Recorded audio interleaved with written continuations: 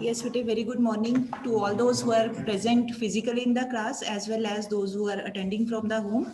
Very good morning to all of you once again.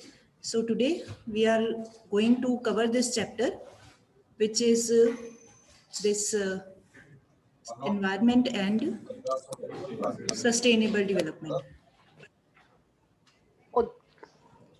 Hanji ma'am, Sonali ma'am, now you please assume the duty of host again. I have started my work. Hanji bete. So yesterday we have understood the meaning of the term environment. Very quickly, let us recapitulate within 2-3 minutes. What have we done? What did we do yesterday? Hanji, anyone who can define the term environment? Because now you are present in front of me, so it's easy for me to ask. Anyone?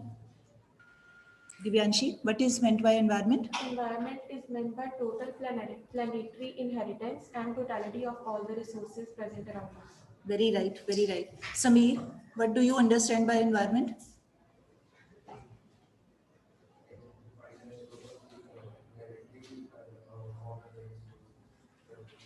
Be louder, huh? Or full polo.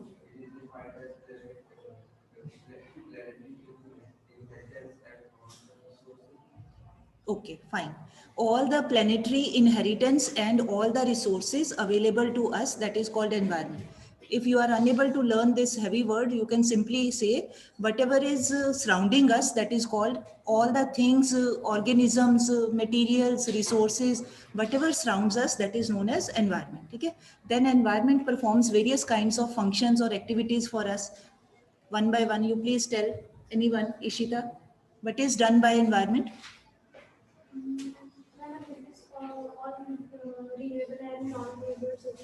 Provides renewable and non-renewable resources. Second bete, please repeat. Sustains life. ठीक है. Next Naman, anyone? Please louder. Be louder. It supplies us various resources. Fine. Next, Jaskirat. Any other point?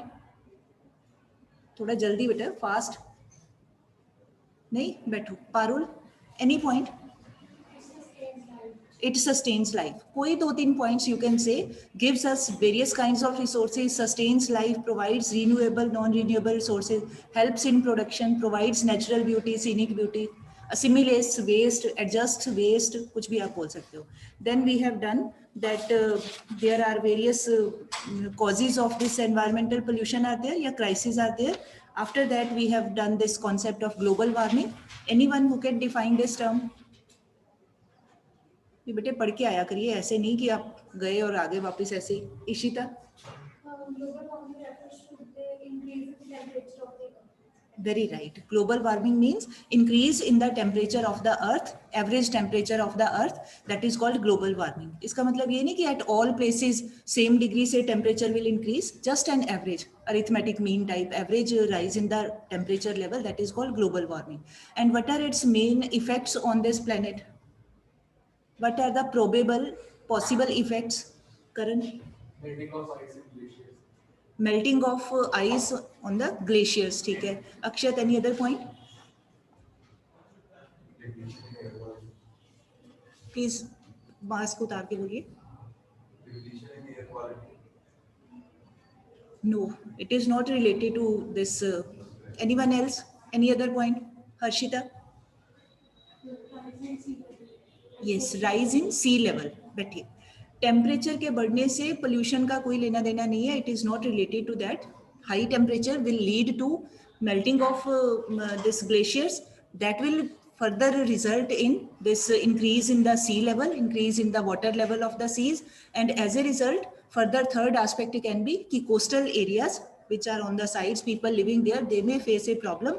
Those coastal areas may get flooded if there is consistent rise in the temperature and consistent rise in the water level. Okay, these are the probable impacts of this global warming. Then next is ozone depletion. Anyone? Your science teachers have taught all this very nicely till 10th standard. Gurleen, ozone depletion.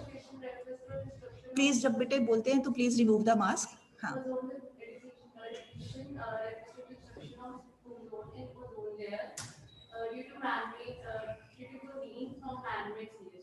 Okay, very fine. Anybody else? Divyanshi? Depletion of ozone in the ozone layer due to chlorofluorocarbons that is emitted by man-made activities is known as ozone depletion. Very right, very right. On our earth, in 7th class you have read one chapter in geography, air chapter. ठीक है, तो in that lesson we come to know that our earth is, this planet is surrounded by air.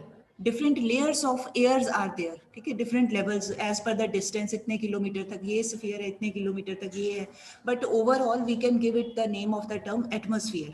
तो direct जो हमारा planet है, it is not revolving around the sun, इसके आसपास एक कवर है, जैसे हम क्विल्ट को कवर करते हैं, मैट्रेस को कवर करते हैं, जैसे your books are being covered by your bag, bag के अंदर डाली हुई है, तो सेम वे अर्थ भी किसी चीज के अंदर है. अब वो कौन सी चीज है, दैट इज कॉल्ड एटमॉस्फेयर. उस एयर के अंदर अंदर हम लोग रहते हैं, ठीक है. तो उस एयर, वो जो एटमॉस्फेयर है, एयर की प्रेजेंस है, उसमें एक स्फीयर का नाम होता है stratosphere as per the distance, ठीक है. तो उसमें जो होता है, there is one ozone, that is called ozone layer. Ozone layer मतलब that cover which protects us from direct sun rays. जो सन की energy which is coming to us, being emitted by sun, that is coming to us, but that comes after crossing that ozone layer. तो if that ozone layer that gets harmed, that gets infected in a way, we can say, नुकसान होता है उसका किसके करके, due to दस chlorofluorocarbons, CFC short form में बोल देते हैं, ये पेपर में आ सकता है, but is the full form of CFC. तो due to this excessive this presence of chlorofluorocarbons, that ozone layer gets depleted. वो खत्म होती जाती, एक दिन में नहीं होती, but consistently it keeps on deteriorating. तो वो जब डिटीरियोरेट होती है, तो जैसे हम बोल सकते हैं किसी पुराने कपड़े में होल हो जाते हैं, फट जाता है अपने आप ही नेचुरली. तो अब उस ऐसे ही when that layer gets distorted, that gets harmed, तो जो सन रेज हैं they will come directly to us.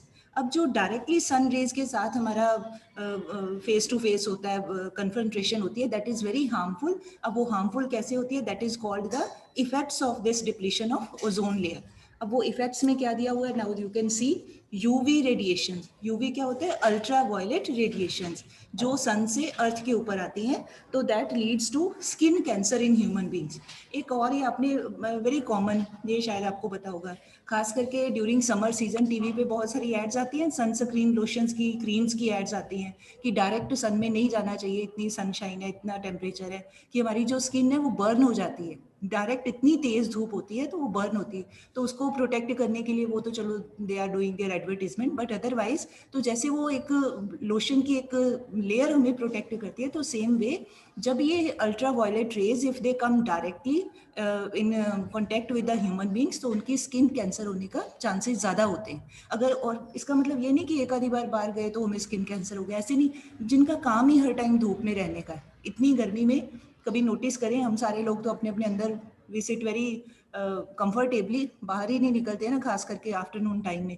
But think about those people who are working on the roads, जिनका काम ही फील्ड वर्क है, घूमने का ही काम है, तो लेबर का काम है, तो उन लोगों को they have to be on the field, on the roads every time. उन लोगों को खतरा ज़्यादा होता है, ठीक है, जिनका हर टाइम कॉन्टैक्ट होता है. तो अगर ये ओजोन लेयर नहीं होगी, तो then there are more chances of having skin cancer human beings में. एनिमल्स में कम होता है because their skin is tougher, हमारी ह्यूमन बींग्स की सॉफ्ट स्किन होती है, तो इस करके. देन नेक्स्ट क्या हो सकता है, phytoplankton, lowers the production of phytoplankton which affects aquatic organisms. Aquatic organisms होते हैं वाटर में रहने वाले, सर्वाइव करने वाले जो एनिमल्स होते हैं या ऑर्गेनिजम्स होते हैं. फाइटोप्लैंक्टन होता है, 10th क्लास तक आपने पढ़ा होगा, कई बार पानी के ऊपर काई सी जम जाती है, ग्रीन ग्रीन सी, उसको बोलते हैं फाइटोप्लैंक्टन. तो वो जब अल्ट्रा वायलेट रेज अगर डायरेक्टली दे आर कमिंग, तो वो उसकी प्रोडक्शन कम होती है, तो उसके नीचे जो पानी में रहने वाले होते हैं, एनिमल्स होते हैं या एक्वेटिक बींग्स होते हैं, वो they are also getting harmed. After that, growth of it influences the growth of terrestrial plants. Terrestrial का मतलब होता है अर्थ के ऊपर. वैसे terrestrial होता है all those bodies which are revolving around the sun. तो कौन सी रिवॉल्व करते हैं, प्लैनेट्स रिवॉल्व करते हैं. तो since on other planets there are very less chances of life, वहाँ तो कुछ है ही नहीं, एक अर्थ के ऊपर ही जो अब तक नोन है, हो सकता है बट अब तक हमारे नॉलेज में नहीं आया ना, साइंस की नॉलेज में, इट हैज़ नॉट कम कि on any other planet there is human life just like on earth. तो वो नहीं है, it is only there on the earth. तो जितने भी यहाँ पर प्लांट्स होते हैं, तो उसकी भी जो भी ग्रोथ है उसमें भी ओजोन लेयर का होना ज़रूरी है कि अगर डायरेक्ट रेज आएंगी तो प्लांट्स भी इतने ज़्यादा सर्वाइव नहीं कर सकते हैं. तो सिंपल थिंग मैनर में we can say all the living beings whether they are plants or they are animals, कोई भी एनिमल्स हैं 4 legs वाले हैं या 2 legs वाले हैं, कोई भी हैं, birds हैं, animals हैं, सबके लिए if ozone layer gets harmed then there are problems for the survival of all these things. ये है इसका मीनिंग. उसके बाद मॉन्ट्रियल प्रोटोकॉल, इसमें just you have to learn one line कि Montreal is the name of a city.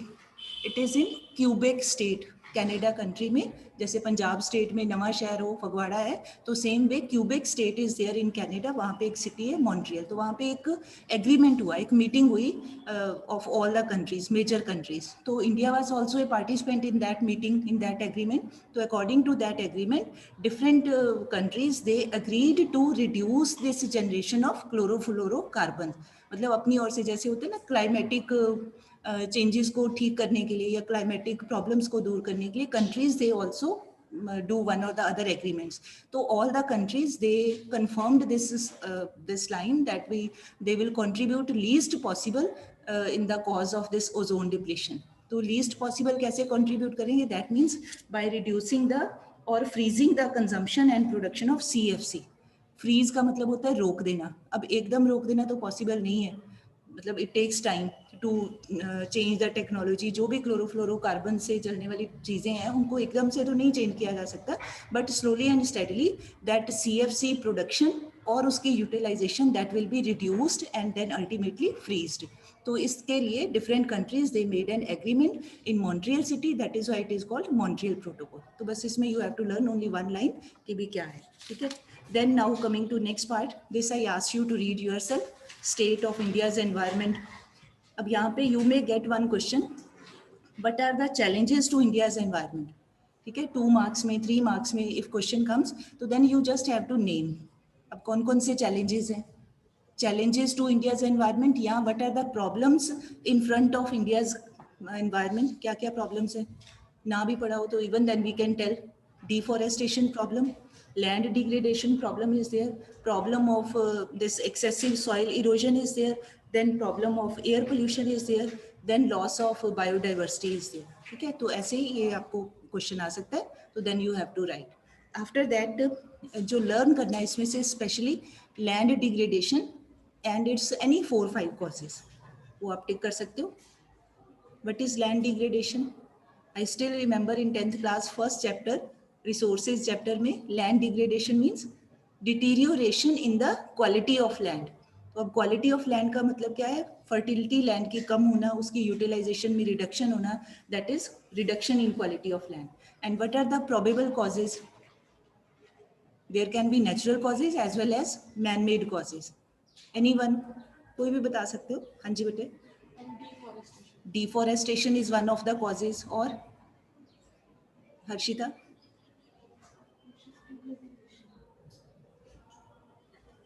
सुन नहीं रहा. Shifting cultivation, ठीक है. और कोई बेटे? Anyone, hardly matters. गलत भी होगा तो then but doesn't make any difference, कोई बात नहीं. हाँ जी. इम्प्रॉपर कल्टीवेशन हैबिट्स या agricultural practices, very right. Akshat, any point? हाँ, कोई भी.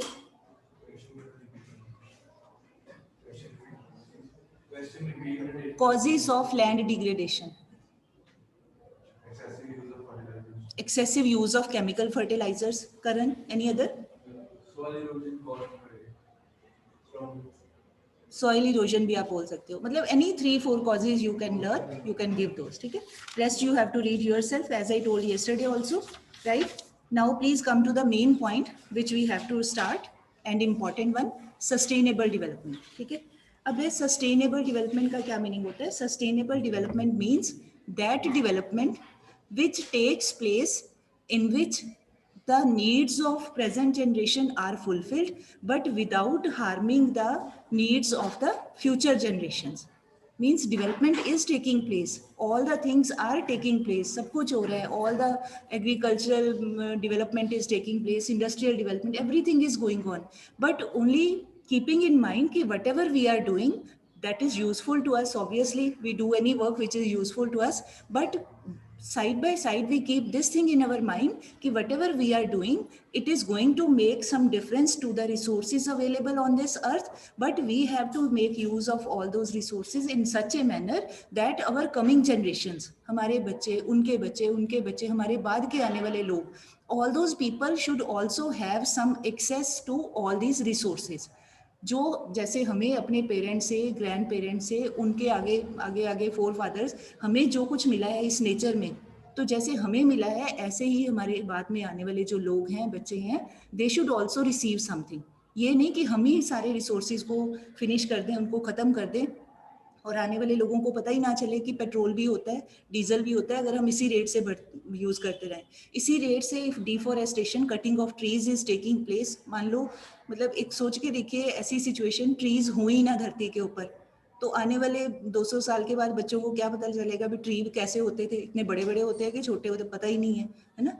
तो इसका मतलब है कि हमने रिसोर्सेज, रिवर्स का पानी है, तो रिवर्स को अभी तक हमें तो पता है कि जहाँ रिवर हाइट के ऊपर है वहाँ पानी पिया भी जा सकता है, क्लीन वाटर है, बट इमेजिन ए सिचुएशन जहाँ से रिवर स्टार्ट ही होती है वहाँ से वो गंदा, उसको गार्बेज डाल डाल के पोल्यूट कर दिया जाए, तो आने वाले लोगों को पता ही नहीं होगा कि रिवर के पानी को पिया भी जा सकता है, उनको तो वो गंदा ही दिखाई देगा, है ना. तो इसका मतलब है कि we have to make use of resources, क्योंकि in the present time we people also have different needs. खाली नहीं बैठ सकते भी, नहीं जी resources are not to be wasted, तो चलो कोई काम धंधा ही ना करें, कुछ भी ना करो, वो नहीं, everything is to be done, but keeping this target कि जो भी हम कर रहे हैं that should save the resources. We have to make best possible judicious use. Judicious होता है सोच समझ के, जितनी रिक्वायरमेंट है, विदाउट वेस्टिंग. तो judicious and optimal use of the resources is to be made by the present people, but side by side we have to take care of the needs and aspirations of the future people also. So when we perform any work in this manner, that type of development is known as sustainable development. Sustain word का ही मतलब है sustain करना, means maintain करना, किसी चीज को संभाल के रखना. ठीक, तो आगे इसको इलेबोरेट किया हुआ है इसी बात को.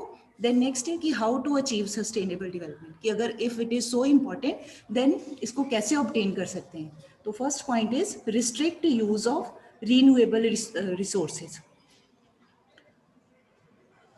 यहाँ पे बेटे रीन्यूएबल रिसोर्सेज की जगह it should be non renewable. Renewable तो ठीक ही होते हैं, उसमें तो कोई दिक्कत ही नहीं है. Restrict use of non renewable resources, तभी बात बनेगी ना. रीन्यूएबल तो अपने आप ही बनते जाते हैं. तो इसका मीनिंग है कि in present time whatever non renewable resources are being used by human beings, and which are those special non renewable resources, specially fossil fuels, जिसमें कोल और पेट्रोलियम मेन आता है. तो this excessive use of this type of fossil fuels या non renewable resources that should be restricted. restricted मतलब थोड़ी कम quantity में, सोच समझ के उसको यूज करें, कम से कम यूज करें, ऐसे कह सकते हैं. क्या रीजन है उसका? Because the rate of generation of these fossil fuels is very less as compare to their utilization. Because हमारी speed of using these resources is more as compare to their regeneration. तो इस करके हमें थोड़ा सा उसको रिस्ट्रिक्ट करके use करना चाहिए. जैसे आपके पास only you have 100 rupees, Activa में तेल भी डलवाना है, एक पेन भी खरीदना है, घर तक भी जाना है, शाम तक आपने उसी 100 रुपीज में गुजारा करना है. तो अब आप क्या करोगे? अब बड़ा सोच समझ के खर्च करेंगे. तो नहीं, शाम तक I am not going to get any other money, और कोई मेरे पास सोर्स ऑफ इनकम है नहीं, I have to make best use of these 100 rupees, मुझे इसी में काम चलाना है. तो फिर आप क्या करेंगे? You will stop your wastage. पहले जो 100 का ही तेल डलवा लेना था, वो खुला खर्चा करना था, now you will not do that. अब आप कब तक करोगे? आप कहोगे नहीं, I have to spend this 100 rupees, I have to make use of this money till the end of the day, so I have to be careful. तो ऐसे ही केयरफुलनेस जब हम रिसोर्सेज के लिए यूज करते हैं, that is called restrict use of non renewable resources, समझ के यूज करना. Then next is substitute non renewable with renewable resources. This is very simple कि भाई अगर non renewable they are in less in quantity, खत्म होते जाते हैं, तो फिर अगला ऑप्शन क्या हो सकता है which we should think upon, that is we should try to find out the substitutes, possible substitutes जो हो सके. ठीक है, तो पॉसिबल सब्सटीट्यूट्स की जगह जैसे जस्ट फॉर एग्जांपल, ये सारा this is not theoretical part की हम बड़ा अच्छी अच्छी बातें कैरी कर लिया. जैसे फॉर एग्जांपल प्लास्टिक के कैरी बैग्स, हम सारे यूज करते हैं, अभी भी करते हैं. Although we read a lot about this problems of which are being created by plastic, है ना, हम सबको पता है, still we are using. तो फिर क्या करना चाहिए? We should try to replace. इसका possible जो household possible एक solution है, हैंड बैग, जो क्लॉथ के बने हुए बैग्स हैं, टेक्सटाइल के कपड़े के बने हुए बैग्स हैं, हम उसको यूज कर लें. ठीक है ना. तो इसका मतलब कि जहां भी ये सिर्फ this is not only for fossil fuel, this principle can be applied to every type of resources. तो जो भी चीज की हमें प्रॉब्लम हो सकती है उसकी जगह we should make use of those resources which can be easily utilized and which are easily available. तो in place of plastic we can make use of carry bags made of any type of cloth, किसी भी कपड़े से बने हुए हो सकते हैं, वो यूज कर सकते हैं. ठीक है. उसके बाद है become input efficient. Input efficient का मतलब है, if you remember in last class we have read about one problem of central problem of economy, how to produce. तो उसमें क्या था, two types of techniques are there, but which is the most efficient technique? That technique which gives us maximum output with least possible cost of production. चाहे वो labour intensive हो, इधर that is capital intensive, that doesn't make difference. Only thing is कि cost least हो, maximum output हो. तो same thing is here कि whatever technology is being utilized by the producers right now, by the people, that should be input efficient. मतलब with the use of with less and less use of resources we should be able to make more and more. अब देख, सुनने में ये बड़ा अजीब सा लग सकता है भी, अगर सामान ही कम डालेंगे तो चीज़ ज़्यादा कैसे बनेगी? जितना डालेंगे उतना ही सामान बनेगा ना, वो तो है ही है. बट स्टिल टेक्नोलॉजी कुछ इस तरह की हो कि कम से कम रिसोर्सेज से भी हमारे यूटिलाइजेशन का वो प्रोडक्ट बन सके. लीस्ट पॉसिबल रिसोर्स से, इनपुट से, रॉ मटेरियल से भी हमारे काम लायक वो चीज़ बन सके. कुछ इस तरह की टेक्नोलॉजी की तरफ हमारा डायरेक्शन होना चाहिए. ठीक है. मतलब वेस्टेज ऑफ रिसोर्स नहीं होनी चाहिए. नेक्स्ट है कंट्रोल पोल्यूशन. ये सिंपल ही है, growth of population should be checked कि in whatever manner we are leading to, we are causing this problem of pollution, we all at all levels we should try to reduce that pollution. ये नहीं है कि every time ये strategies और principles they are to be used by other people. ये नहीं, we all human beings have equal responsibility. जिस भी कैपेसिटी में we are there on this earth, जैसे भी हैं, तो we should try to reduce this pollution. ऐसे सोचना चाहिए कि एज ए ह्यूमन बीइंग मैं कितना कंट्रीब्यूट कर रहा हूँ इस पोल्यूशन को रोकने में, मेरा क्या रोल है. अपने रोल को सोचें कि मैं क्या दूसरों के लिए प्रॉब्लम क्रिएट कर रहा हूँ या मैं इस प्रॉब्लम को सॉल्व करने में अपना कुछ रोल प्ले कर रहा हूँ. ठीक, तो वो करना चाहिए. If all human beings think in this manner, then this problem certainly can be checked to a great extent. And then population growth तो कम ही होनी चाहिए, क्योंकि जितने ज़्यादा लोग होंगे उतनी ज़्यादा resources they are being demanded more, और ज़्यादा कंजम्पशन होगी, तो population should also be control. ठीक है. So these are the various ways to achieve. Next है स्ट्रेटेजीज. बेसिकली ये दोनों एक ही चीज़ है, चाहे ऐसे आ जाए हाउ टू अचीव और स्ट्रेटेजीज. स्ट्रेटेजीज मतलब methods, which methods can be used, क्या कर सकते हैं in order to obtain sustainable development. तो ऊपर जो पड़ा अब देखा जाए तो वो भी वही बात है, क्या कर सकते हैं. तो both headings can be given same heading, strategies. आप सारा इकट्ठा भी कर सकते हैं. So first is use of non conventional sources of energy. ठीक है. अब नॉन कन्वेंशनल सोर्सेज क्या होते हैं? जैसे सोलर एनर्जी है, विंड एनर्जी है, टाइडल एनर्जी है, दिस टाइप ऑफ बायोगैस है, दिस टाइप ऑफ जो जो मॉडर्न वेज ऑफ एनर्जी है, मॉडर्न सोर्सेज ऑफ एनर्जी हैं, दे शुड बी यूटिलाइज्ड मोर. अब प्रॉब्लम क्या होती है कि वी से on for the sake of saying. अब भी हम सबके घरों में जो भी इलेक्ट्रिसिटी आ रही है, स्टेट कॉरपोरेशन बोर्ड की आ रही है, Punjab state power corporation limited की आ रही है. ठीक है. बहुत ही कम लोग होंगे दोस्त हु आर सिटिंग हियर कि जिनके घर पे सोलर सिस्टम लगा होगा, सोलर एनर्जी का मतलब उन्होंने अरेंजमेंट किया. अब हम पता हमें सबको ही है.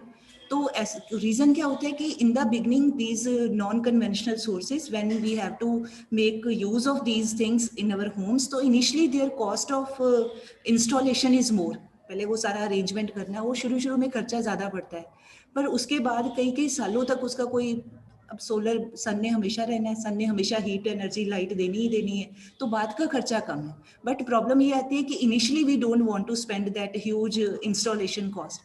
अब अगर किसी को कोई कहे कि 1 लाख रुपए का आप सोलर सिस्टम का लगा लो, तो हर एक को लगेगा कि मैं लाख रुपए अभी क्यों खर्चूं, अब पता नहीं बाद में क्या होना है क्या नहीं होना है, तो हर एक को महंगा लगता है। बट उसका फायदा लेटर ऑन वो हमेशा ही है, बाद में उसकी कोई मेंटेनेंस कॉस्ट इतनी ज़्यादा नहीं होती, बाद में जो बिल जैसे इलेक्ट्रिसिटी बिल आते हैं वो इतना ज़्यादा नहीं आता है। तो मीनिंग है कि जहाँ भी पॉसिबल हो सके वी ऑल शुड ट्राई। फिर जिन एरियाज में विंड एनर्जी का सिस्टम है, जैसे राजस्थान या गुजरात के सम पार्ट्स में, वहाँ विंड एनर्जी भी हो सकती है। जिन एरियाज में tidal energy mainly that is restricted to coastal areas only, क्योंकि हम जैसे we people are living in plain area, तो यहाँ तो नहीं हो सकती टाइडल एनर्जी। तो जो कोस्टल एरियाज पे रहने वाले लोग हैं वहाँ पर टाइडल एनर्जी का भी अरेंजमेंट हो सकता है। या those who are living in rural areas, वो जो कन्वेंशनल चीज़ों को यूज़ करते हैं, वुड को यूज़ करते हैं जलाने के लिए, ट्रीज को काटते हैं, तो वो लोग भी अपना बायोगैस यूज़ कर सकते हैं। तो जहाँ जहाँ जिसकी जैसी पॉसिबिलिटी है, जिसकी जैसी अवेलेबिलिटी ऑफ थिंग्स है, वो उस तरह से कर सकते हैं अगर लोगों ने करना हो तो। ठीक है, मतलब this is one of the ways. Next है यूज ऑफ क्लीनर फ्यूल्स। तो क्लीनर फ्यूल्स का मतलब होता है those fuels which leads to least possible pollution.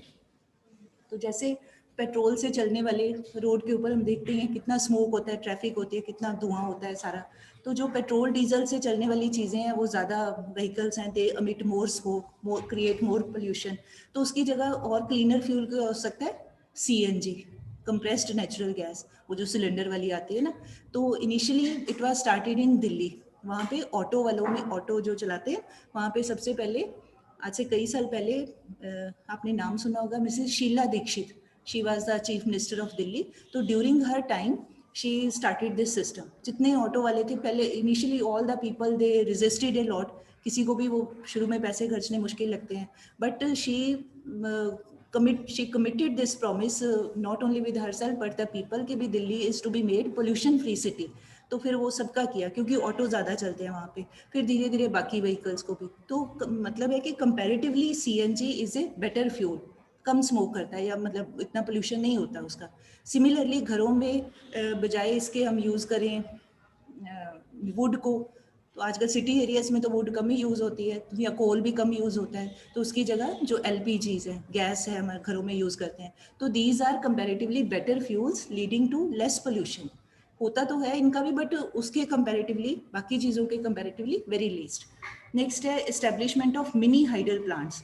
Mini hydel plants का मतलब होता है कि एक होता है डैम्स, आपने नाम सुना, 10th में पढ़ा है ना। डैम्स का मतलब होता है एट ए हायर लेवल, बहुत बड़े बड़े जो डैम्स होते हैं हाइट के ऊपर बनाए जाते हैं। तो बजाय बड़े डैम्स बनाने के, उसका प्रॉब्लम क्या होती है, they are not very friendly for the environment also. जैसे खास करके अपना नॉर्थ इंडिया में हिमालयन जो शिवालिक रेंज है, या उत्तराखंड है, हिमाचल है, या यूपी के जो अपर पार्ट है, अपर पार्ट तो अब उत्तराखंड ही है, वो तो अलग हो गया। तो यहाँ जम्मू कश्मीर के जो पार्ट हिमाचल के साथ लगते हैं, मतलब जहाँ भी डैम्स बनाए जाते हैं, तो जो बड़े डैम्स होते हैं वो एनवायरनमेंट के लिए एक तरह से थ्रेट होते हैं। तो क्योंकि आसपास के लोगों को इतना, वो पीछे रिजर्वायर में वाटर कलेक्ट करना पड़ता है, लोगों को हटाना पड़ता है, डिस्प्लेस करना पड़ता है। तो बजाय स्पेंडिंग मनी या by investing money in those larger dams, it is better to generate electricity with the help of smaller dams. अब स्मॉलर डैम्स का ही नाम यहाँ पर दिया हुआ मिनी हाइडल प्लांट्स, की जो छोटी छोटी रिवर्स होती हैं, बट उसके लिए कंडीशन है कि पेरिनियल रिवर होनी चाहिए। पेरिनियल का मतलब पानी लगातार आता रहना चाहिए। तो छोटे छोटे डैम बना के भी उससे भी काम चल सकता है। तो उससे ज़्यादा एनवायरनमेंट को थ्रेट नहीं होता है, displacement of people is very less, cutting of tree भी कम करनी पड़ती है, मतलब थोड़े से काम चल जाता है। तो छोटे जो मिनी प्लांट्स हैं, हाइडल प्लांट्स हैं, वो होने चाहिए। दूसरा, हाइडल प्लांट्स जो होते हैं they are better than thermal plants. आपने पढ़ा हुआ ना, थर्मल प्लांट कौन से होते हैं, जो कोल से चलते हैं, कोयले को जला के चलते हैं। तो उसकी जगह जो पानी से की हाइट से पानी को किया जाता है, फॉल किया जाता है। तो hydel plants are better, and उसमें भी जो मिनी हाइडल है, स्मॉल साइज के हैं, दे आर मच बेटर। ठीक है जी। उसके बाद है फिर traditional knowledge and practices. Traditional knowledge and practice का मतलब है कि in the name of modernity, in the name of modern attitudes and aptitudes, we all try to be a part of a blind race. बहुत ही आप में से, हम सोसाइटी में आप देखते हैं अपने आसपास, मेनी पीपल दे जस्ट हैपहैजर्डली, ये हो रहा है, वो हो रहा है, मॉडर्न टेक्नोलॉजी, हमें ऐसे करना चाहिए, वैसे करना चाहिए। ये नहीं सोचते कि instead of latest, no doubt they are all are good things, but उसकी जगह if we make use of our traditional science, traditional knowledge, those things are much better. Now what happens, just I give one example.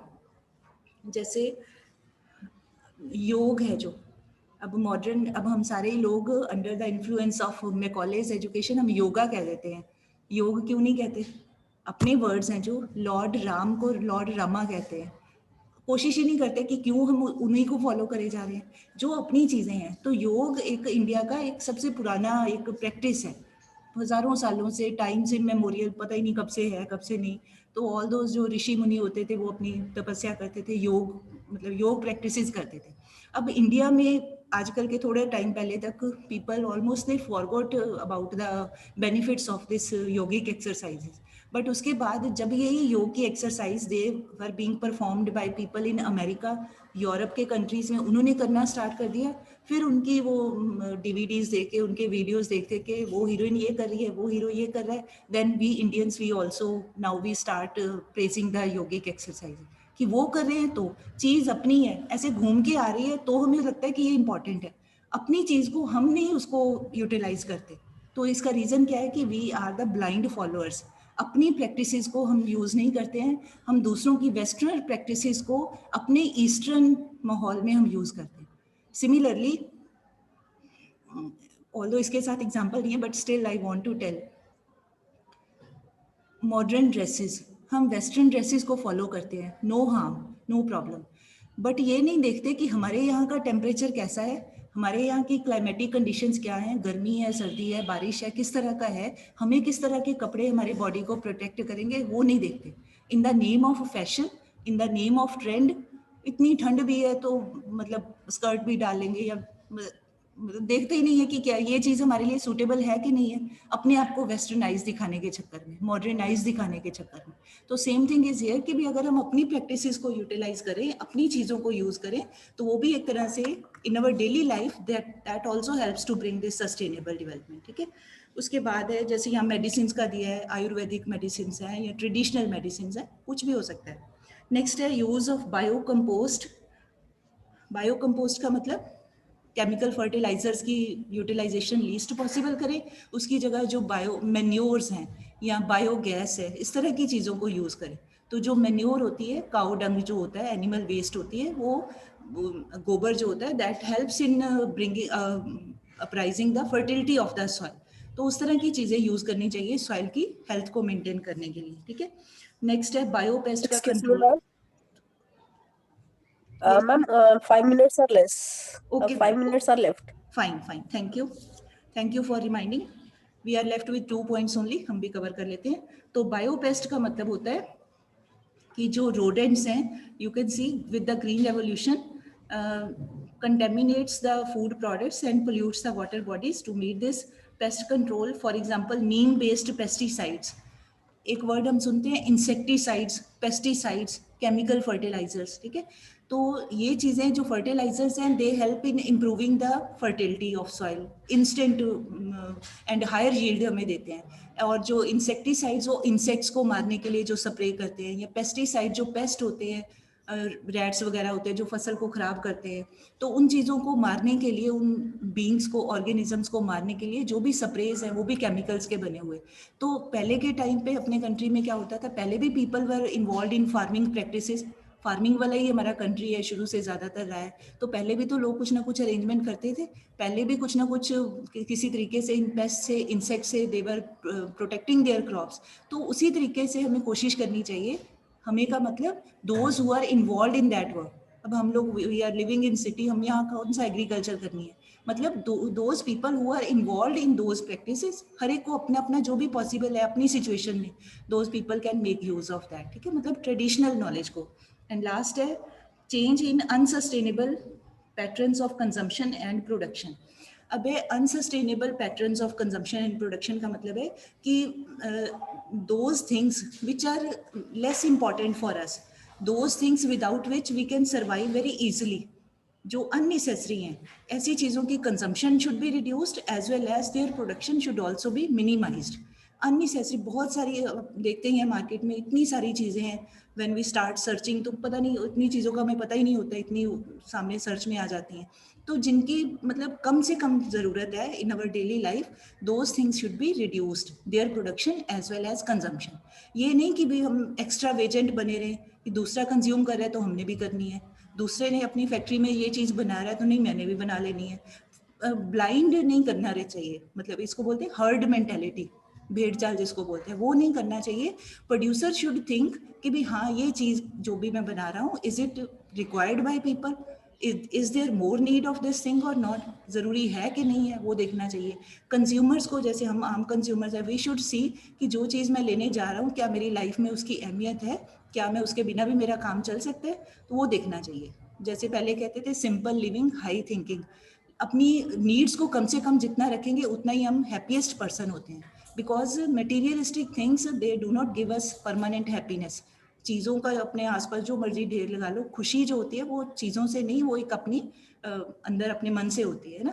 तो no doubt जो required चीज़ें वो तो है ही है, they are to be bought and consumed, but unnecessary दूसरों के पीछे लग के वो उसको अवॉइड करना चाहिए. ठीक है, मतलब अपनी ज़रूरतों को लीस्ट पॉसिबल रखेंगे, उतना ही कम प्रोडक्शन होगी, उतना ही कम पोल्यूशन जनरेट होगा, उतना ही मतलब in other words sustainably development can be made. ठीक है, with this we have been able to complete the work. तो अब आपने इसमें से मेन जो स्ट्रेस करना है सस्टेनेबल का पूरा टॉपिक करना है. बाकी जो बीच में सारा आया, बीच में आपको बोला था वो रीड करना है, और थोड़ा सा एनवायरनमेंट वाला पार्ट. ठीक है जी, तो कल हम करेंगे मैक्रो इकोनॉमिक्स बुक लेके आइए कल, मतलब जब भी क्लास रखती है, और उसमें करेंगे बैलेंस ऑफ पेमेंट का. राइट, चलो अब जितना टाइम है उतने में हम कर लेते हैं, जब तक बेल नहीं होती. मैं एक दो क्वेश्चन पूछ लेती हूँ आपको. Ma'am, shall I make you host for stop recording? नहीं ma'am, let me wait for the bell, then I let you know. After the bell you will end the meeting, और it's going to be over. हाँ, bell is going to ring. Okay. Who will stop the recording, ma'am? You can end the meeting, ma'am. Bell होने वाली है. You can end meeting for all. And ma'am,